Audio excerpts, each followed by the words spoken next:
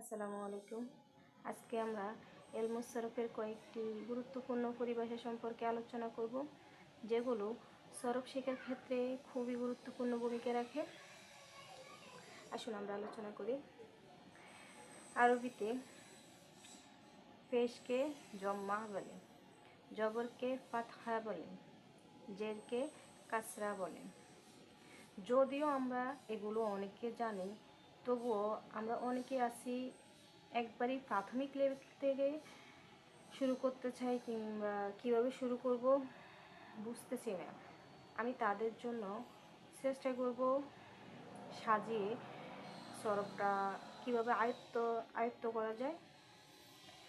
তাই আমি এখানে একবারই প্রথম থেকে গুছিয়ে বলার চেষ্টা করেছি। দুই জবর, দুই জের, দুই পেশকে তানবিন বলে। হরকত, দেখুন, হরকত আর হরফ এই দুইটা শব্দের মাঝে কিন্তু অনেক পার্থক্য আছে, যেটা আমরা অনেকে বুঝি না। আমরা হরকতকে হরফ মনে করি বা হরফকে হরকত মনে করি। এটা আসলে এটা খুবই সূক্ষ্ম একটা বিষয়, তবুও আমরা এখানে অনেকে গোলমাল পাকাই ফেলি।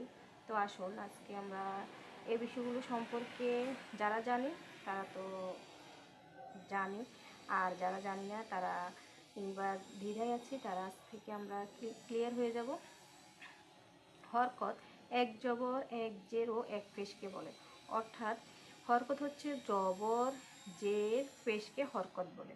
আর হরফ হচ্ছে 29টি, আরবি হরফ 29টি, ওইগুলোকে কী বলে? হরফ বলে। আর হরকত হচ্ছে জবর, জের, পেশ। কেন বলছি?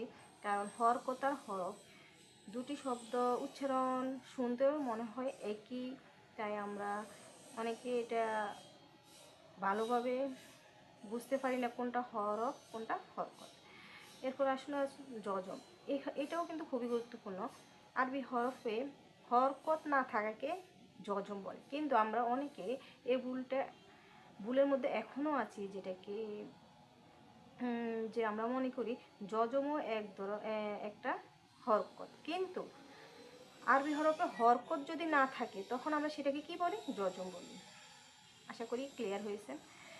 এবার আসুন তাজদিদ, এক জাতীয় দুটি হরফকে একত্রে মিলিয়ে পড়াকে কি বলে? তাসদিদ বলে। আবার আমরা অনেকে এই যেরকম জজম, তাসদিদ এগুলোকে কি জবর, জের, পেশ এর মতো হরকত মনে করি, কিন্তু না, আরবি হরফে হরকত না থাকে কি বলে? জজম। আর এক জাতীয় দুটি হরফকে একত্রে মিলিয়ে পড়াকে কি বলে? তাসদিদ বলে। উদাহরণস্বরূপ বলা যেতে পারে আন না। এখন এখানে আন না, এই দুটো হরফকে একসাথে মিলিয়ে পড়তে আমরা কি পড়ার সুবিধাটা আমরা বলতে পারি কি? আন না। যাক, এটা একটা ভিন্ন কায়দা। আমরা যখন নাহু নিয়ে আলোচনা করব সেখানে আমি চেষ্টা করব বিষয়টা আরও ক্লিয়ারভাবে বুঝিয়ে দেওয়ার জন্য। এখন আসুন আমরা আগে পরিভাষা সম্পর্কে জানি। মাদমুম পেশ বিশিষ্ট হরফকে বলে। অনেকে আমরা যখন সরফ সম্পর্কে কিংবা নাহু সম্পর্কে পড়ি বা ক্লাসে আলোচনা হয় কিংবা পরীক্ষায় প্রশ্ন আসে, তখন আমরা বুঝি না মাদমুম কি। এটা হচ্ছে পেশ বিশিষ্ট হরফ, জবর, জে, ওই হরফ। এখানে কি হরকত বলে নাই। এখানে একটা বিষয় আমাদের খেয়াল করতে হবে যে এখানে হরফ মানে যা আলিফ পেশ উ, এটাকে কি বলা যাবে? মাদমুম, পেশ বিশিষ্ট হরফকে বলে। শুধু পেশকে বলে নাই, পেশ বিশিষ্ট হরফকে মাদমুম বলে। মাফতুহ সেম, জবর বিশিষ্ট হরফকে মাফতুহ বলে। মাকসুর হচ্ছে জের বিশিষ্ট হরফকে বলে। এখানে শুধুমাত্র পেশকে বলে নাই, জবরকে বলে নাই, জেরকে বলে নাই, বলছি পেশ বিশিষ্ট হরফ, জবর বিশিষ্ট হরফ আর জের বিশিষ্ট হরফ। এরপর আসুন হরকত যুক্ত হরফকে কি বলে? মুতাহাররিক বলে। হরকত যুক্ত হরফকে বলে।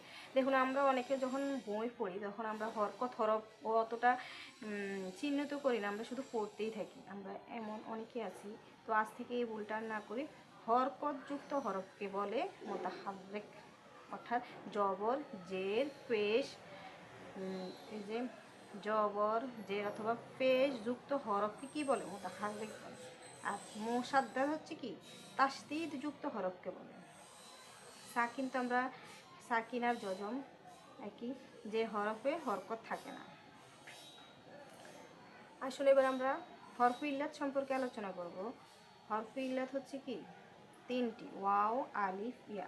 হরফে ইল্লাত এটাকে যেমন আমরা ইংরেজিতে বাউল হচ্ছে 5টি বা স্বরবর্ণ, ওইরকম আরবি ভাষায় হরফে ইল্লাত হচ্ছে কি তিনটি, ওয়াও, আলিফ, ইয়া। আসুন সিগা সম্পর্কে। সরফ শাস্ত্রে সিগা দ্বারা উদ্দেশ্য এটা কোনো প্রকারের ফাইল, এটা কোন প্রকারের ফাইলের চিহ্ন, অর্থাৎ সরফ শাস্ত্রের সিগা দ্বারা উদ্দেশ্য হচ্ছে কি এটা কোন প্রকারের ফাইলের চিহ্ন। এটা কি মুজাক্কারের নাকি সরি এটা কি গয়েবের নাকি হাজিরের নাকি মোতাকাল্লিমের, এটা কোন প্রকারের ফাইল ফাইল আচ্ছা আমরা এটা বিস্তারিত আলোচনায় না যাই। অর্থাৎ সিগে হচ্ছে কি সরফ শাস্ত্রে সিগে দ্বারা উদ্দেশ্য এটা কোন প্রকারের ফাইলের চিহ্ন, অর্থাৎ জরাবতু একটা সিগে, যেমন আচ্ছা আমি ফালা দিয়ে বলি পালা পালা পালু, এটা কোন প্রকারের সিগ, অর্থাৎ এটা এখানে কোন প্রকারের ফাইল পালু, এটাই উদ্দেশ্য। এখানে কি জমা মুজাক্কারে গয়েবে সিগা পালু, এটাই উদ্দেশ্য। এটা কোন প্রকারের ফাইল সিগাটা দ্বারা আমরা এটা কোন প্রকারের ফাইল, ফাইল কি ওয়াহিদে সরি গয়েব নাকি মোতাকাল্লিম নাকি হাজির। আর হচ্ছে হরফে আসলি, ওই হরফকে বলে যা ওজন করার সময় ফা কালেমা, আইন কালেমা, লাম কালেমা স্থানে থাকে। হরফে আসলি হচ্ছে মূলত মূল হরফ। আমাদের আমরা যখন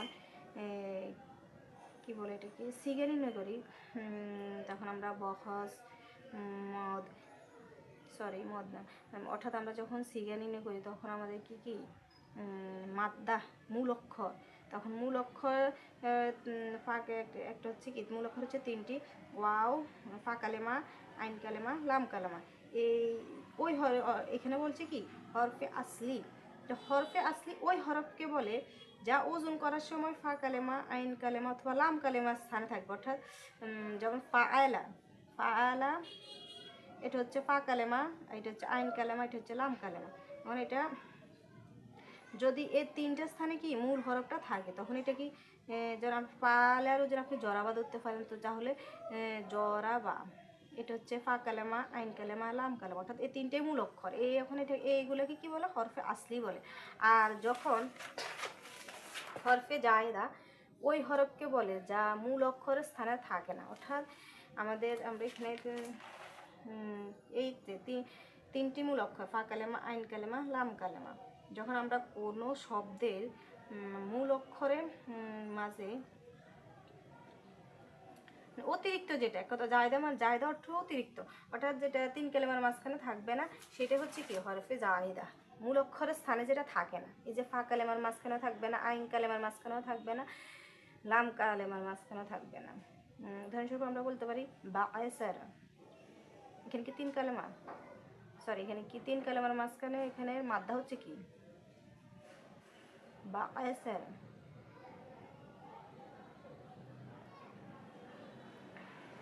যাক ওইগুলো যখন আমরা ফেরের ক্লাস নেব, ফের সম্পর্কে আলোচনা করব, এখানে বুঝিয়ে বলার চেষ্টা করব।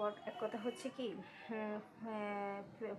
ফা কালেমা, আইন কালেমা, লাম কালেমার মাঝখানে যদি মূল অক্ষরের স্থানে যদি কোনো হরফ না থাকে ওইটাকে জায়েদা বলবো, আর যদি মূল অক্ষরে থাকে তখন তাকে কি বলবো হরফে আসলি।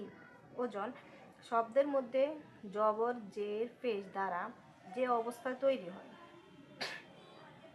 অর্থাৎ একটা শব্দ এখন এটার জবর যে পেশ দ্বারা যে অবস্থায় তৈরি হয় এটাকে ওজন বলে।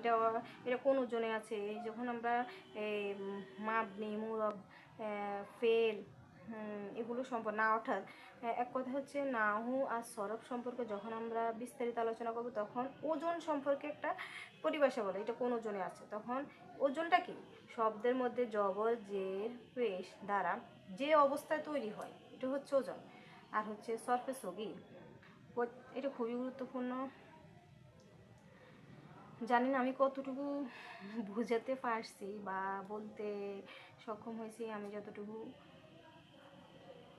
সম্ভব নিজের জড়তাকে একটু দূর করার জন্য ক্লাসগুলো করতে চাইতেছি।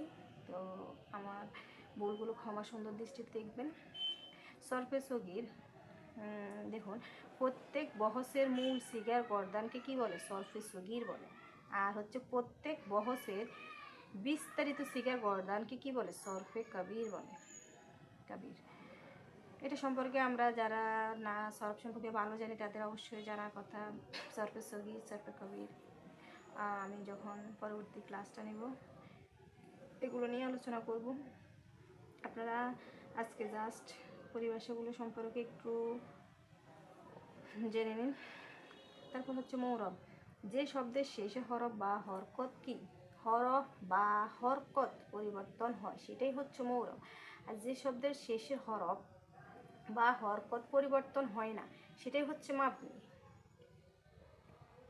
এটা খুবই গুরুত্বপূর্ণ নাহুর ক্ষেত্রে। সরফে মৌরব মাবনি নাই। সরফে হচ্ছে আপনার আমরা গর্দানগুলো শিখবো। গর্দান, জরাবার তাসরিফ, পাল আর তাসরিফ এগুলো করে আমরা ওজন হিসেবে শিখবো।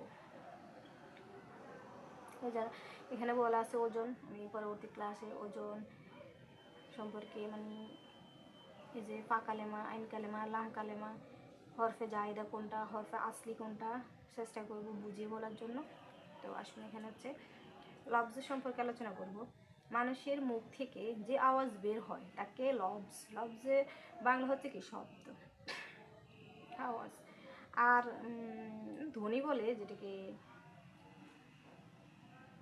হ্যাঁ, মানুষের মুখ থেকে যে আওয়াজ বের হয় তাকে লফজ বলে। আর ধ্বনি যদি অর্থহীন হয় তাকে কি? মুহমাল বলে। আর যদি ধ্বনিটা অর্থবোধক হয় তাহলে তাকে মাউদু বলে। এটা একটি খুবই গুরুত্বপূর্ণ একটা পরিভাষা আমি মনে করি। আচ্ছা, আমাদের মুখ থেকে যদি কোনো ধ্বনি যদি অর্থহীন হয় তখন তাকে আমরা কী বলে আরবি ভাষায়? এটা অবশ্যই আমার জানা খুবই জরুরি, যারা আমরা মাদ্রাসায় পড়াশোনা করতেছি। মুহমাল। আর যদি ধ্বনিটা কি অর্থবোধক হয় তাহলে সেটাকে মাউজু বলে। আসসালামু আলাইকুম, আজকে পর্যন্ত।